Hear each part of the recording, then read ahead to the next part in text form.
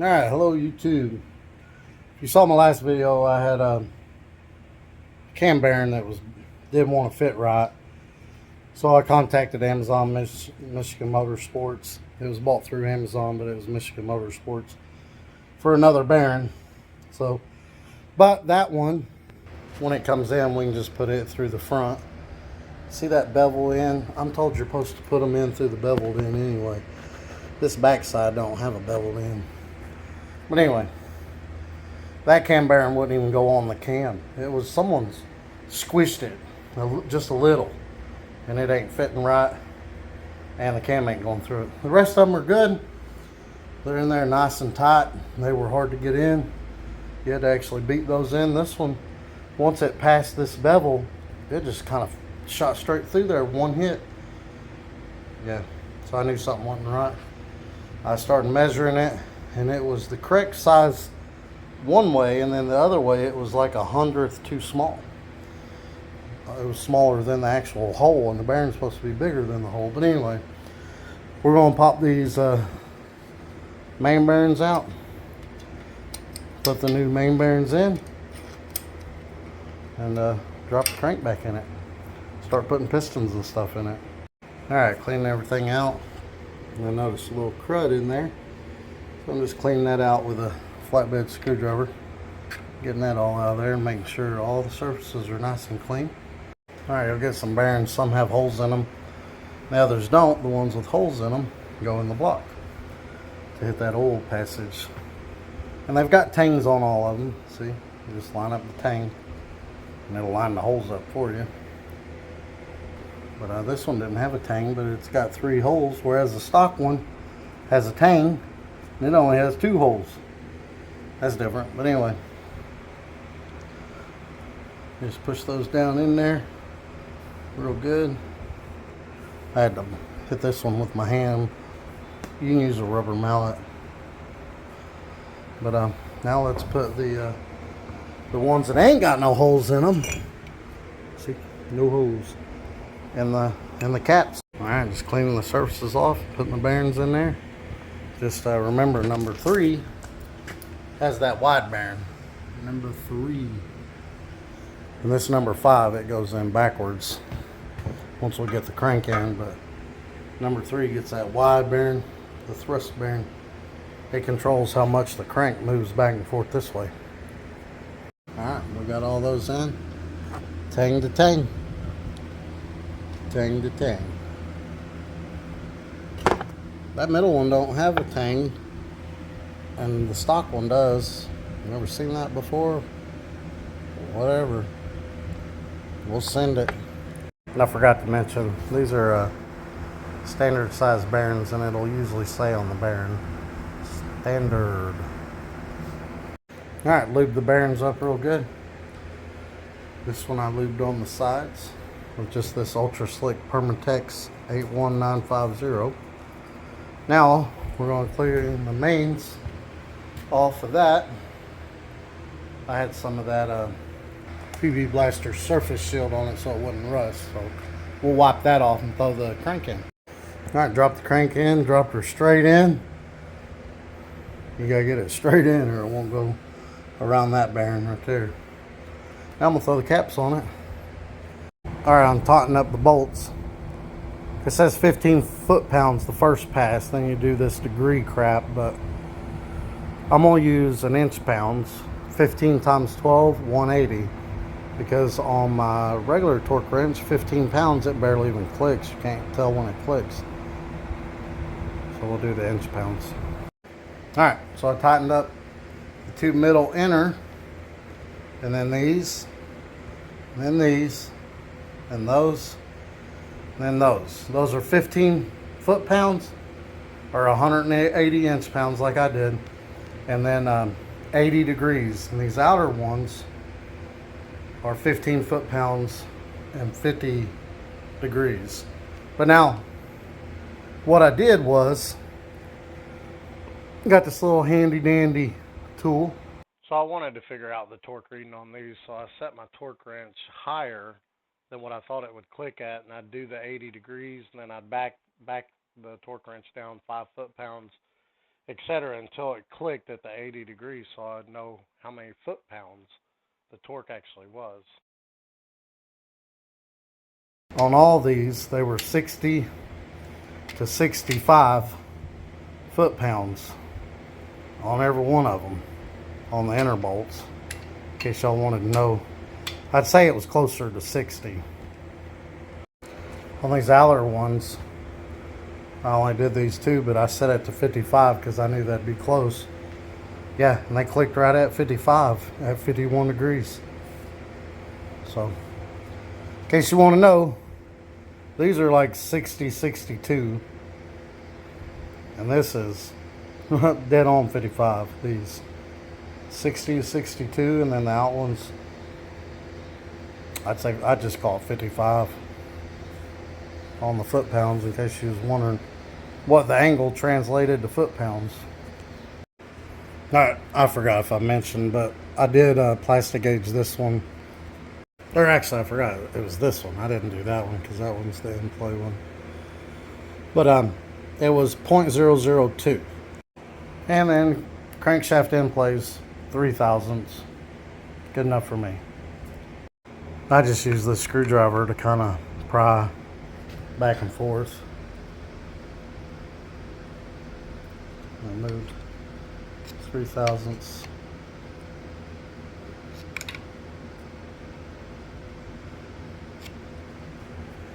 I'm gonna put these bolts in.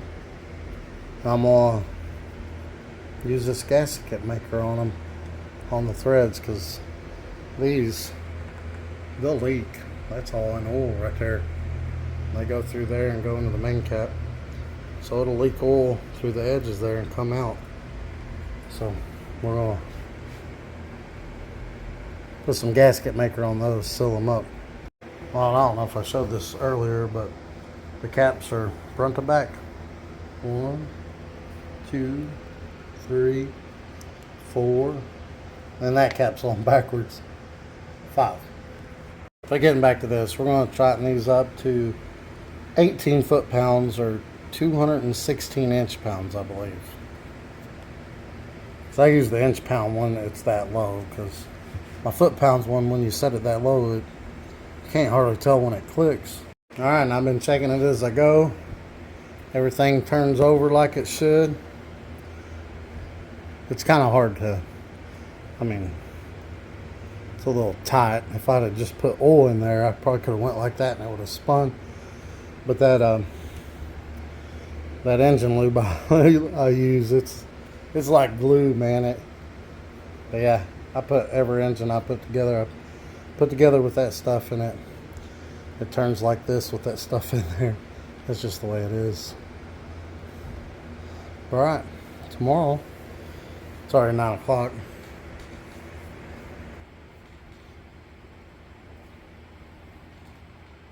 $9:20 actually.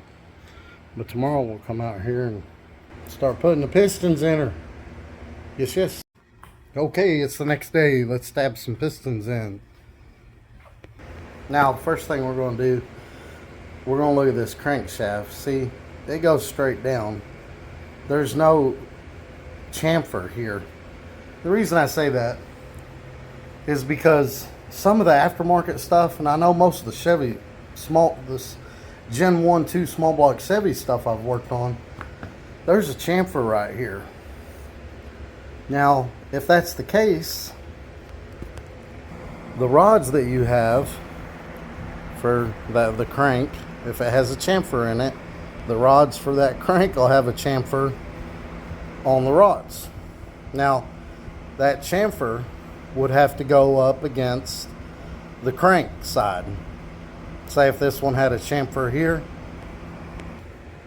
that chamfer would have to go up against the crank this way, and then this will be a flat side, and the flat sides go rod to rod.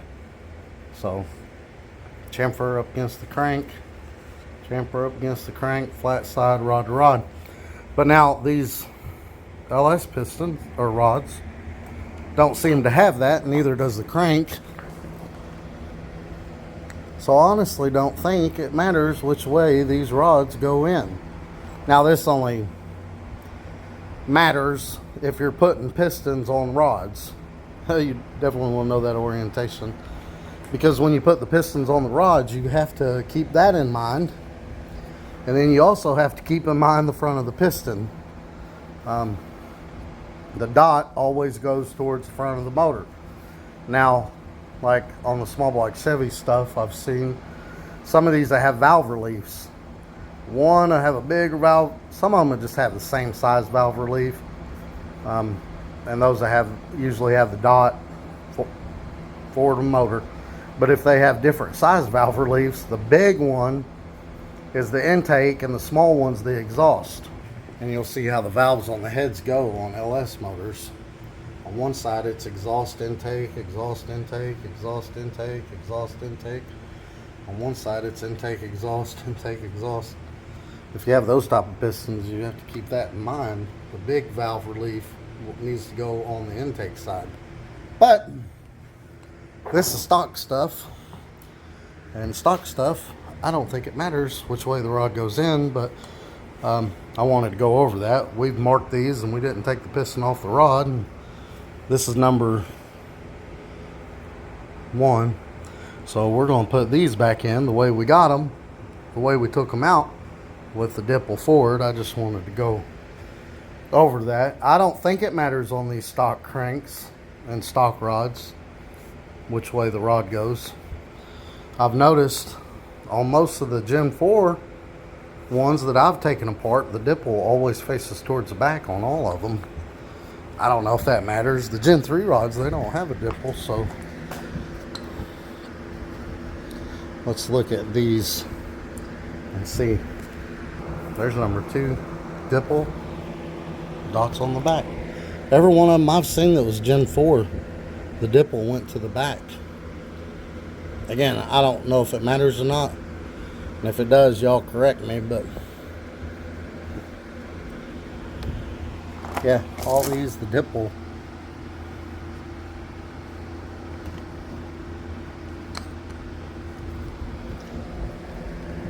is facing towards the back. I don't know. If y'all have any more insight on that, let me know. But on this stock stuff, these LS motors, I don't think it matters which way the rod faces. I know on small block Chevy, all the Gen 1, Gen 2 I've worked on, there's a chamfer and a flat side. The chamfered side has to go up against the crank, the flat side goes rod to rod, which usually makes these tangs face towards the oil pan. Say this side's the motor, they'd always face the oil pan. But I've noticed on working on these tangs, they face every which way when you put these in, and we'll look at that when we go over it. But I'm going to install these one at a time, and we'll change the bearings as we install. And we're going to start with see, I put these in order: 1, 3, 5, 7, 2, 4, 6, 8, and we're going to put number 2 in first. So we need to crank about right there so the rod can come in. But yeah, this is the front of the motor. Passenger side 2, 4, 6, 8. Driver side 1, 3, 5, 7. And I marked the end of the rods. We're just going to put them back together. We're going to soak. We're going to pour oil over the piston.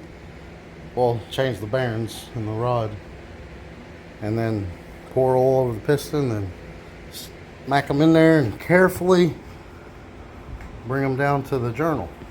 So the oil passage comes out of the crank itself. So these bearings don't have a hole in them, and you just line them up. So there's tangs there. You just line them up, tang to tang, and push them on in. Sometimes it takes 2 hands. Yeah, there we go. And then I try to get those as even as I can. Just make sure you clean off all your surfaces. Oh, and I don't know if I mentioned before, but put some oil on your bolts too. It goes for the main bolts. I did that as well. I forgot to mention that. But put a little oil on your bolts. These are used bolts, so they really already got oil on them, if you can see there. Make sure I got all my surfaces clean, and put the bearings in, and then I'm gonna dip this, pour oil on the piston, and we'll slide it through. Oh, and also clean the rust protection. That's rust protectant. I cleaned that off the crank and put some of the Ultra Slick Permatex 81950 on there. And then making sure the gap on the rings are not lined up, they're separated.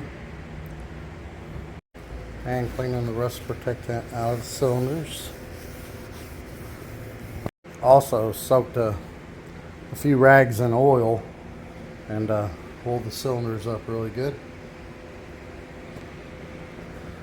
And then I'm gonna pour oil on the piston.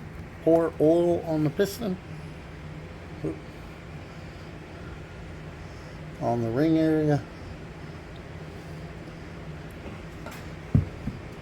Then we'll grab it. Have to have two hands. Use our install tool and plop her in. Alright, there we go. Piston's all lubed up. Dot towards the front of the motor. And then we're just going to take the back of a hammer and tap that in. Once it gets so far, we're going to grab the end of the rod and guide it up on this journal. Carefully, not to gouge this. Very carefully. Make sure you straddle it and you don't gouge that. You'll notice all these rods, they go tang to tang. So we got to keep that in mind. When we put them back on, these are cracked cap rods, so if you don't put them back on right, you're going to have a lot of problems. Because they're only made up the way they were cracked from the factory, and if you get them mixed up or flipped around, you're going to have a lot of problems. You're going to spin a lot of bearings. Alright, there we go. We got the new bearings on, everything's lubed up, and the piston is in. And then we can go ahead and tighten these rod bolts up.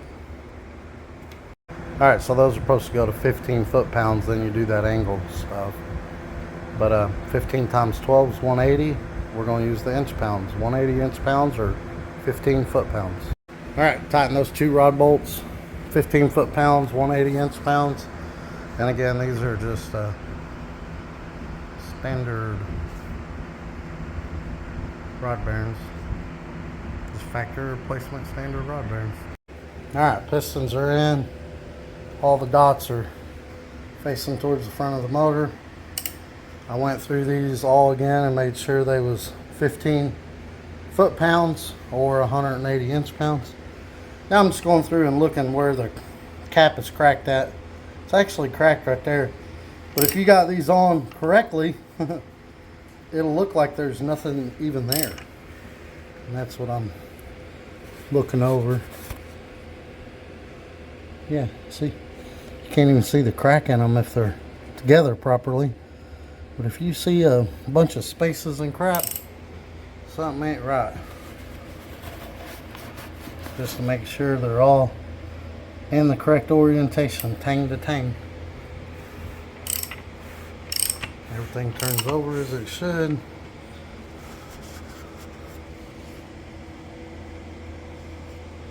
And then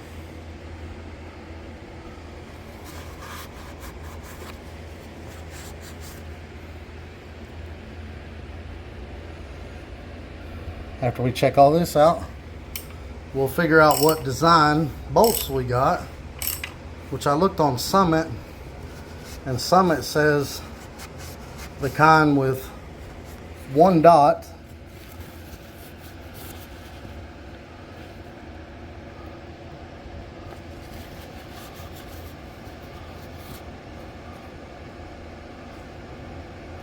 there's a dot. We'll look at a different one. Wait a minute.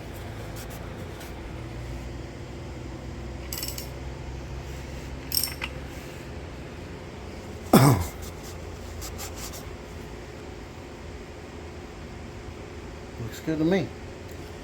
But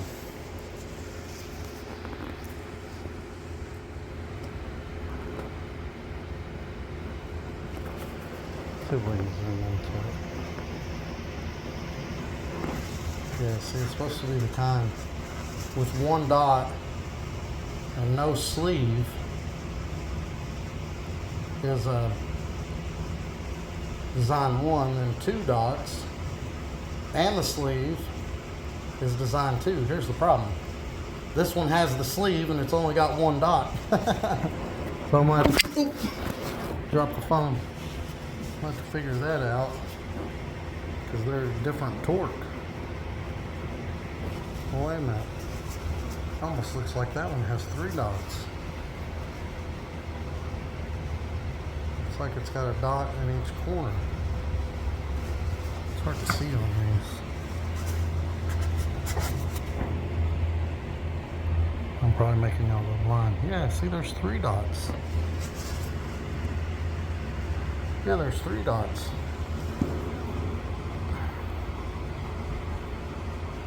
Yeah, I'm pretty sure that has to be designed too, but let's go research that. Probably making y'all dizzy, huh? All right, different rod bolt designs. There's a first and second design, and you'll see the first design, the shaft is a little bit thicker, and there's no sleeve. See, the second design has this sleeve. And the thing about it is if you take these rod bolts loose and just pull them back a little, sometimes that sleeve stays down in the rod. If the bolt won't just come out easy, then that means that sleeve's down inside the rod because it catches on these screws.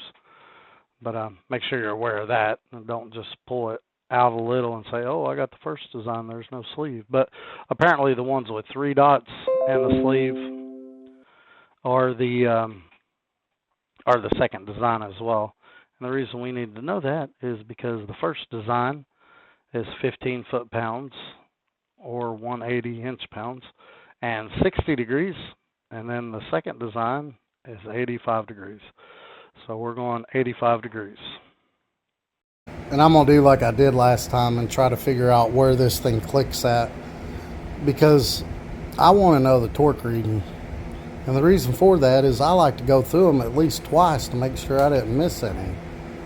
You can't really do that with the angle method.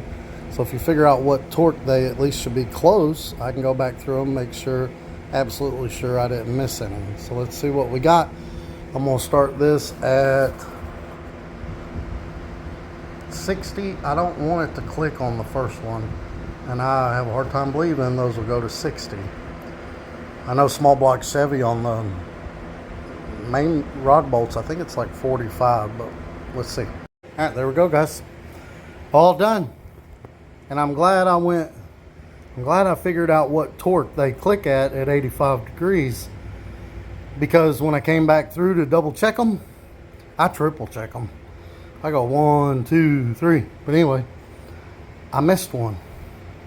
And that's why I did that. So I just torqued it down to 50 foot-pounds. That's what they all come to. Like that angle finder, as soon as I hit 85 degrees and just barely went a little more, it clicked. So 50. I got 60 to 65 on these. I got 55 on these and 50 on these, in case anybody's wondering. I mean, yeah, that's what we got. We did do the angle on all of them except for the one I missed, but I'm pretty confident when I turned that around and clicked it, it was the same thing, because that's what the rest of them were clicking at, 50 foot-pounds. So I think we're good. Everything turns over real good. I forgot the plastic gauge one, but you usually wiggle them back and forth when they're up here and tell that, you know, I'd say they're about at 2000s. Just by the field check, no, I think they're all right. Plastic gauge ain't the best thing to use anyway. You're supposed to use a bore gauge on these and a mic on the journal, but hey, this is low buck stuff. We're just gapping the rings, changing the bearings, and throwing it back together with an oil pan and some head gaskets and head bolts, and try to boost it to the moon. All right, I put the pump on. Make sure you put the chain on first.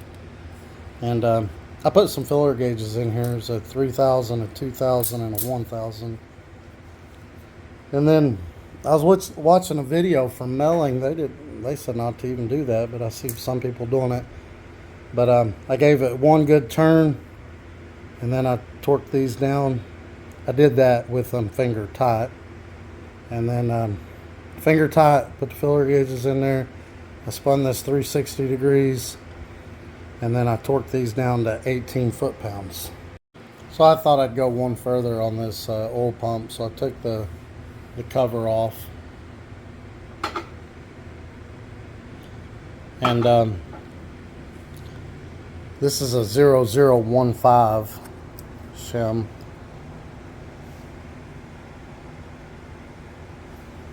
It wouldn't even go in right here. The 3000s goes at the top, but when it goes in over here, but yeah, that ain't gonna work. So I'm gonna wedge a 2000s in here. I done loosened the 4 bolts. I'm gonna wedge a 4000s in there, or 2000s in there, tighten it back up. Now I got a 3000s here, a 2000s here, and a 0015. So 1.5 thousandths here. And now we'll tighten it back up and torque it to 18 foot-pounds. We'll put the cover back on. That'll do it for the oil pump. Alright, so now I took them all out. I tightened it up, then I took them all out, and now this 2000s goes all the way around.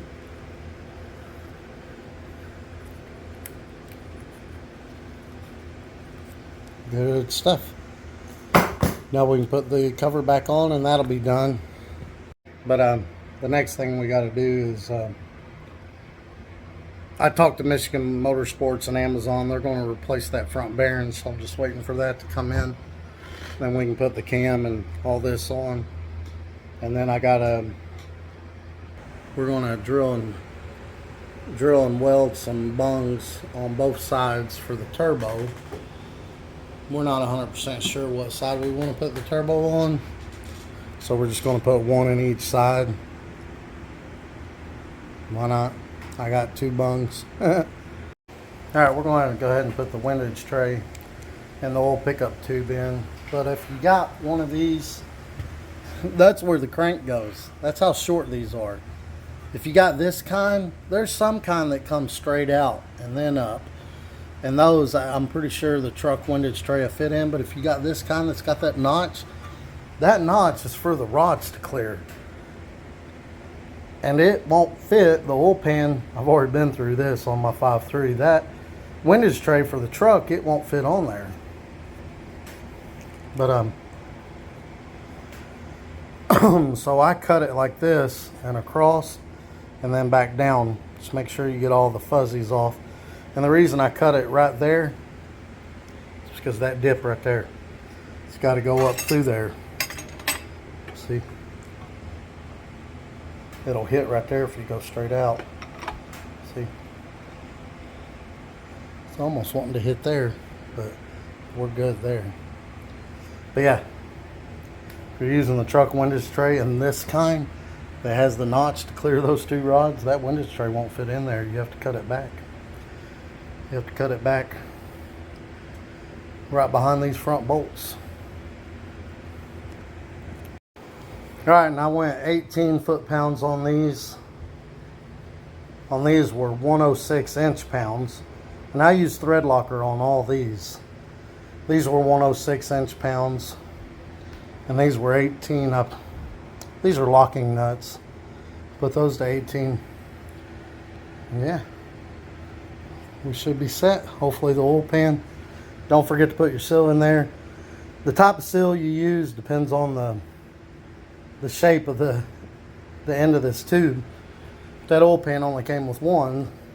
It came with the oil pan. So I put the one the oil pan came with on there.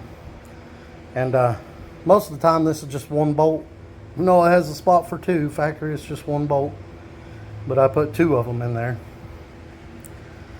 Got the new pickup tube on. Now let's make sure the oil pan sits on there. Alright, we had a wee bit of a fitment issue. I had to loosen this nut up and pry this back and then tighten that nut up. See if it'll go now. Before, the bolt holes were over there like that, because that, what I showed you a while ago.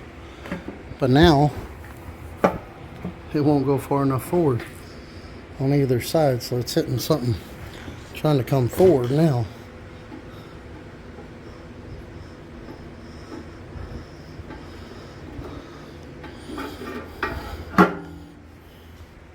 Well, oddly enough, now it's hitting right here and here. You can see mainly on that side. There where my foot's at, right there, right there, and right there. So it don't need to go much. And look how much meat there is. Look at that flaw in the casting too. I'm gonna just take a Dremel and grind that out a little bit. And that should be all right. Got all that together, and it was sitting back here, so I clearanced it. And some of that, where they messed up right there, I had to grind some of that out too. But I put the pan on with the gasket and everything clears now. It goes all the way down. And I drilled some holes. You got to contend with the starter on this side. So put that hole right there. For the turbo oil drain, we're going to put one on each side just so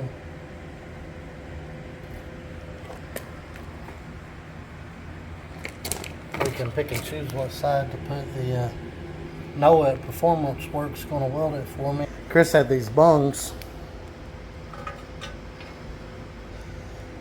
and I cut the threads off. They were painted black. They are aluminum, and I just scraped off the paint where he can weld it. But that fits our turbo drain just right. See, fits in there. All right, use a self tapping screw, screwed in that. And now it pulls out. But now I gotta take the screw out because it won't come out. And I got the barbell out, but I'll take it on off the stand to get it all the way out. And the gasket kit has a new one. Next video we're gonna do valve springs.